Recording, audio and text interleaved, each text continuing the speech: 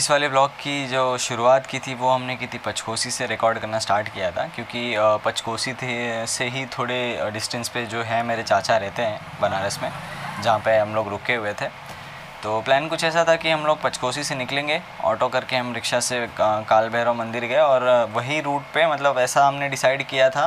2 दिन का टाइम था हमारे पास, तो हमने ऐसा डिसाइड किया था कि सेम रास्ते में लाइन से जो भी मंदिर या जो भी घाट आते जाएंगे हम पहले उसका दर्शन करते जाएंगे, और अगर रात हो जाएगी ज़्यादा तो फिर उस दिन वापस घर आ जाएंगे और उसके अगले दिन से बाकी का जो दूसरा दिन होगा वहाँ से शुरुआत करेंगे बाकी के मंदिर और घाट घूमने की।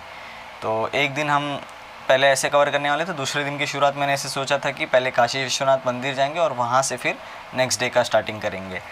बट एज़ ऑलवेज़, जैसे कि हमेशा आप प्लान करो, हर बार ज़रूरी नहीं होता कि चीज़ें वैसी ही हो। और हाँ, मैंने पूरी कोशिश तो की थी कि जितना हो सके उतना शॉर्ट और छोटा रखूँगा व्लॉग, पर फिर भी वहाँ दिखाने के लिए इतनी सारी चीज़ें थी कि ऑब्वियसली व्लॉग थोड़ा बड़ा ही बना है। तो एंड तक देखना, मज़ा तो बहुत आएगा। जितनी भी चीज़ें हमने डिस्कवर किया, जितनी भी चीज़ें हमने घूमी, उसमें काफ़ी मज़ा आया है, तो वीडियो एंड तक देखना। तो यहाँ से हम लोग ने शुरू किया है मेन, और सबसे पहले हम लोग जा रहे हैं काल भैरव मंदिर। तो देख लो क्या है यहाँ के नज़ारे और कैसा क्या है। बहुत तंग गलियाँ हैं भाई, बहुत कम स्पेस है और इतना क्राउड है कि वायर्ड माइक मतलब यहाँ पे संभाल पाना अपने आप में एक अलग ही टास्क है। तो मेन जो सामने वाला आपने देखा एंट्रेंस का पॉइंट था, वहाँ पे जो क्राउड था, तो वहाँ से हमको मंदिर में एंटर करने मिला नहीं, क्योंकि शायद कोई वीवीआईपी आए हुए हैं, जिसकी वजह से हमको दूसरा रूट लेना पड़ा। तो अभी ये पतली सी गली है, यहाँ से होते हुए जाना पड़ रहा है, जैसे कि देख सकते हो। देखो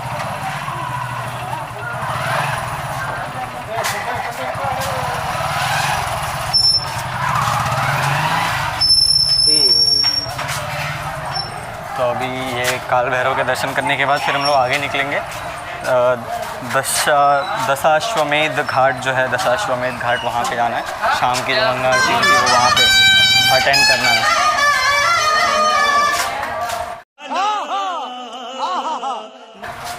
बीच में इन्होंने भी अपना सुर लगा दिया।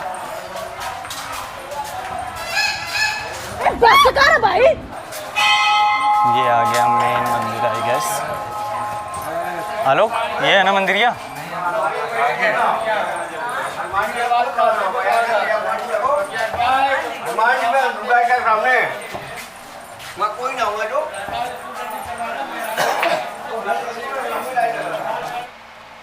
इसके पहले तो मैं कभी बनारस या काशी कभी घूमा नहीं हूँ, ना फिर वहाँ के कभी मंदिर घूमा हूँ, ना या वहाँ के कभी घाट घूमा हूँ, तो मुझे उतना कुछ तो आइडिया था नहीं वहाँ के बारे में। तो जैसे जैसे हम गलियों से आगे बढ़ रहे थे लाइन में काल भैरव मंदिर के, तो रास्ते में छोटी छोटी गलियों में बहुत सारे छोटे छोटे शिव जी के मंदिर आ रहे थे, और हर मंदिर आने पे मुझे लग रहा था कि यही वाला मंदिर है, लगता है काल भैरव मंदिर, यही वाला मंदिर है जैसा काल भैरव मंदिर। लेकिन एक्चुअली में वो बहुत सारे छोटे, मतलब इसीलिए शायद ऐसा कहा जाता है या ऐसा लोग कहते हैं कि मतलब बनारस के कण कण में, बनारस की हर एक गली में, हर एक मोहल्ले में शिव जी बसते हैं।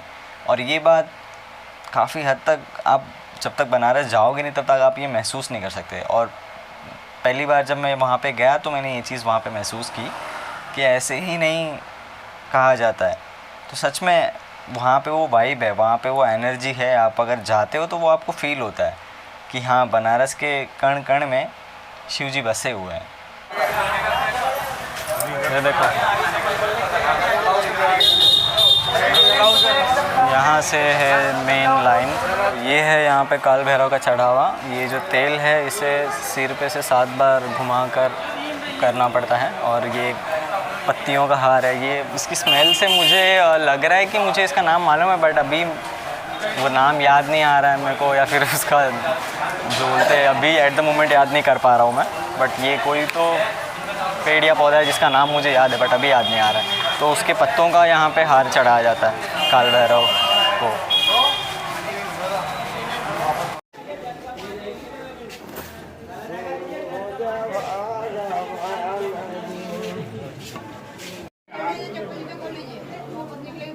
तो यहाँ पे वीडियोग्राफी अलाउड नहीं है, पर पुलिस वालों के नज़र से छुप छुपा के करना पड़ रहा है।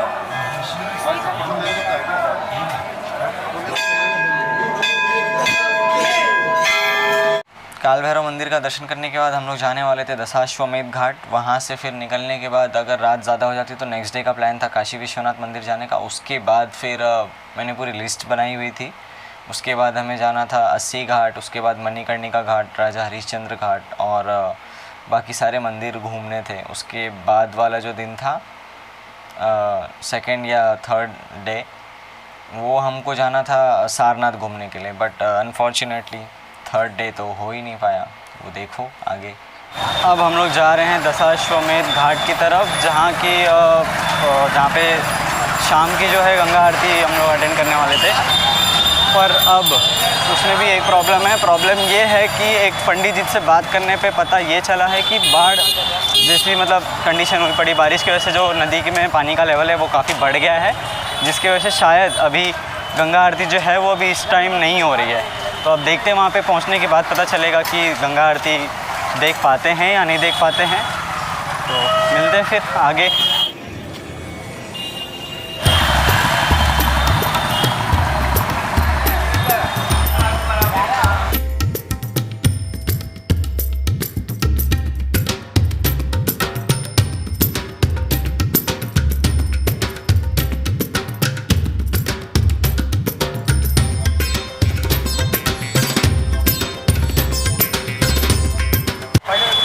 स्वागत है आपका बनारस में। क्राउड देख रहे हो। तो अभी जो है हम लोग मेन घाट वाले रोड पे निकले हैं। दशाश्वमेध जो घाट है उसके मेन रोड पे हैं अभी यहाँ से, और ऑलमोस्ट कुछ 5 या 10 मिनट लगेगा बाय वॉकिंग। तो देखते हैं जाने के बाद। बस एक ही चीज़ का डर लग रहा है कि यार गंगा आरती देखने मिलनी चाहिए, जिसके लिए इतनी मुश्किल से और इतने मतलब मेन तो सेंटर ऑफ अट्रैक्शन वही था यहाँ पे आने का। तो अब देखते हैं क्या होता है।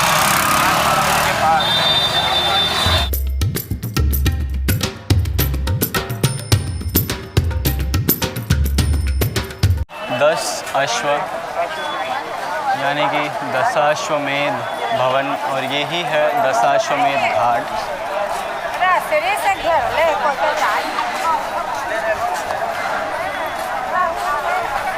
अनफॉर्चुनेटली गंगा आरती तो हम लोग नहीं देख पाएंगे, क्योंकि ज़्यादा पानी का लेवल जो है वो बढ़ गया है गंगा जी में, और घाट बंद रखा गया है, जिसकी वजह से जो शाम की गंगा आरती है वो भी नहीं होने वाली है। तो बैड लक। मेन यहाँ पे आने का एक्चुअली रीज़न तो वही था कि हमको शाम की जो गंगा आरती थी वो अटेंड करनी थी दशाश्वमेध घाट की, लेकिन अब पानी का लेवल इतना बढ़ा हुआ है कि रुको मैं ट्राई करता हूँ अगर आप लोगों को दिखा सका तो कि पानी का लेवल कितना ज़्यादा बढ़ गया है, वो दिखाने का ट्राई करता हूँ। बाकी आप देख सकते हो यहाँ का पूरा जो भी एरिया है कैसा है ये घाट चारों तरफ से। होपफुली यहाँ पे तो सब लोग फ़ोन यूज़ कर रहे हैं, तो यहाँ पे फ़ोटोज़ और वीडियोज़ के लिए इतनी कोई रेस्ट्रिक्शन ना हो। और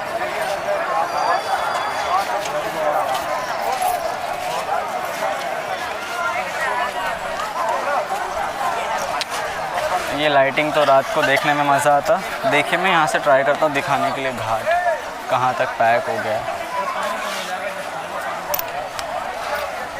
एक मिनट, ये देख सकते हो आप, यहाँ से घाट का एंट्रेंस है, यहाँ से जस्ट स्टार्टिंग है घाट की। और पानी का लेवल देखो कहाँ तक है। पानी का लेवल देखो, यहाँ पे बोट लगी हुई हैं। ये घाट है जस्ट जहाँ से एंटर करते हैं, और यहाँ पे सारी बोट्स आके रुकी पड़ी हैं, जिसकी वजह से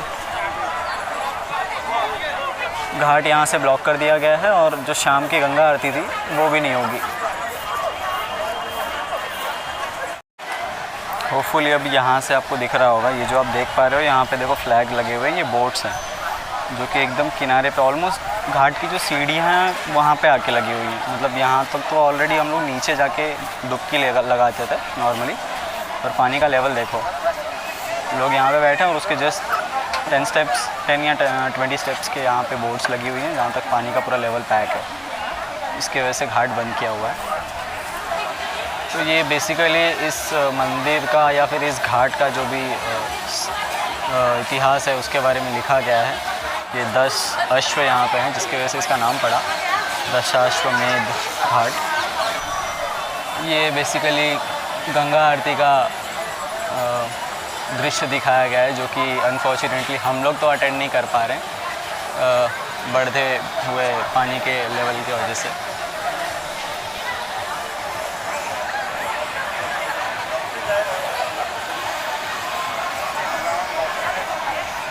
और अगर ऐसे ही हालात हैं तो मुझे नहीं लगता कि जो बाकी के भी घाट है वहाँ पे भी हम लोगों को गंगा आरती करने का मौका मिलने वाला है, क्योंकि पानी का लेवल तो हर जगह ही बढ़ा होगा अगर एक नदी में बढ़ा है और इसी नदी के सारे घाट है तो अभी देखते हैं।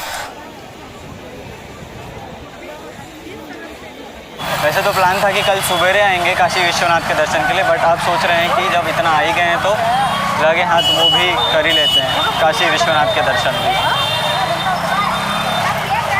अब यहाँ से तो भाई क्राउड बहुत ज़्यादा है, मुश्किल है व्लॉगिंग करना, तो टाइम लैप्स देखो अब यहाँ से।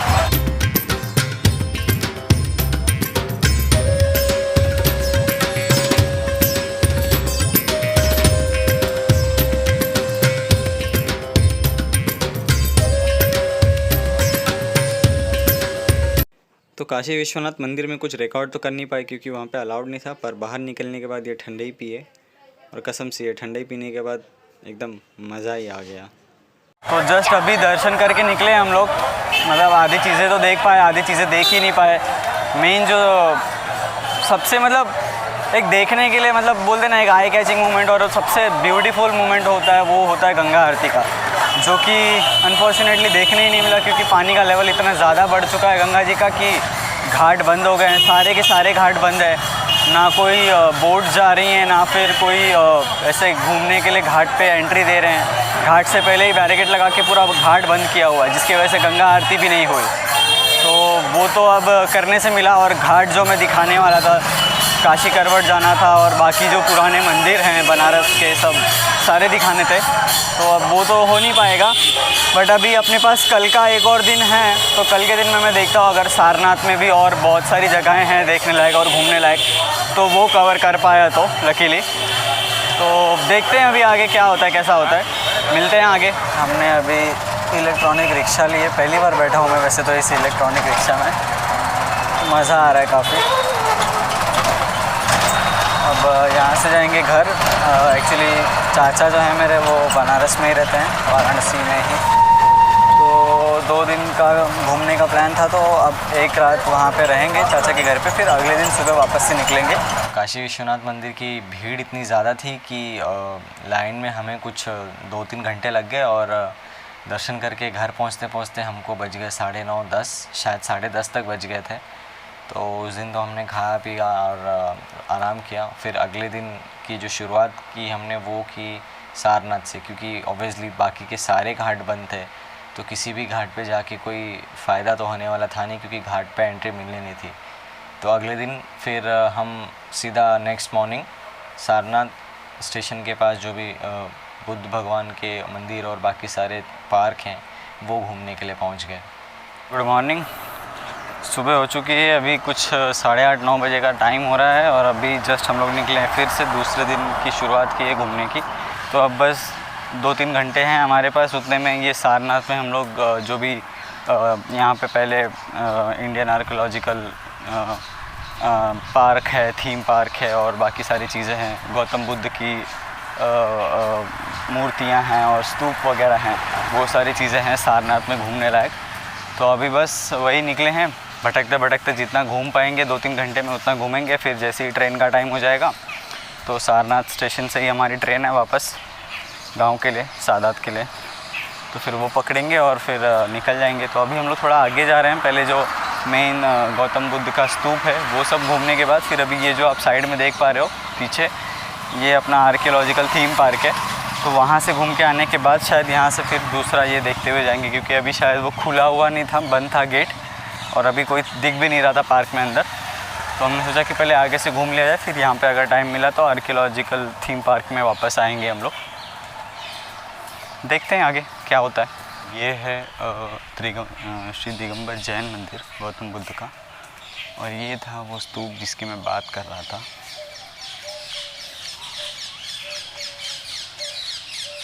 स्तूप के लिए शायद एंट्रेंस यहाँ से नहीं है, किसी दूसरे साइड से, तो वहाँ पे बाद में जाएंगे। ये मंदिर है, पहले जाके देखते हैं अंदर मंदिर में क्या है कैसा।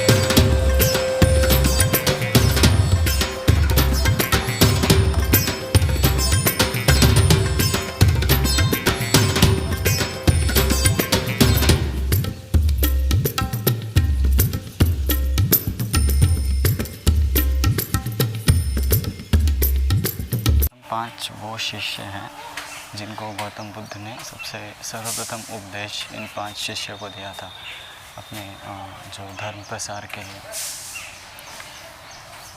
ऐसा मैंने यहाँ के टूरिस्ट गाइडों को बोलते हुए सुना, ठीक है, तो मुझे कुछ उतना पता नहीं है। तो ये है बौद्ध स्तूप जिसके अंदर एंट्री नहीं है, इसके सिर्फ बाहर से देख सकते हैं और परिक्रमा कर सकते हैं, ऐसा यहाँ पे लोग बताएं हमें। तो बस अब यहाँ पे एंडिंग होती है, अब चलते हैं यहाँ से आगे और ट्रेन पकड़ेंगे। अपनी ट्रेन है 10-11 बजे की, जो भी मिल जाए ट्रेन वो ट्रेन पकड़ेंगे और फिर निकलते हैं। तो आई गेस अब ये व्लॉग यहीं पे ख़त्म करते हैं, मिलते हैं किसी अगले व्लॉग में। और मैं ट्राई करूँगा कि दोबारा से अगर कभी काशी विश्वनाथ और बनारस आने का मौका मिले तो ऐसे सीज़न में आऊँ जबकि गंगा नदी में बाढ़ ना आई हो और मुझे जो घाट हैं वो सारे के सारे देखने का और घूमने का मौका मिले, ख़ास करके गंगा आरती और जो बोट में हम लोगों को घूमना था वो घूमने का मौका मिल जाए। तो अगली बार के लिए गुड लक बोलते हैं और ख़त्म करते हैं ये व्लॉग, ठीक है, चलो बाय।